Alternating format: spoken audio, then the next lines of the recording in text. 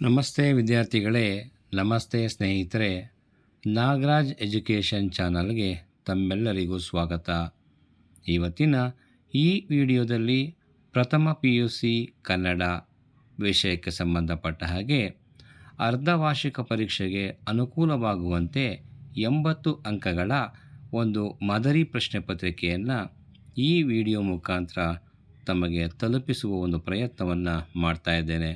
ಹಾಗಾಗಿ ಈ ವಿಡಿಯೋವನ್ನು ಸಂಪೂರ್ಣವಾಗಿ ವೀಕ್ಷಣೆ ಮಾಡಿ, ನಿಮಗೆ ಇಷ್ಟ ಆದಲ್ಲಿ ಲೈಕ್ ಮಾಡಿ, ಕಮೆಂಟ್ ಮಾಡಿ, ಸಬ್ಸ್ಕ್ರೈಬ್ ಮಾಡಿ, ಹಾಗೆ ನಿಮ್ಮ ಸ್ನೇಹಿತರಿಗೆ ಶೇರ್ ಮಾಡಿ ಅಂತ ಹೇಳಿ ಈ ಮೂಲಕ ತಮ್ಮಲ್ಲಿ ಕೇಳ್ಕೊಳ್ತೇನೆ.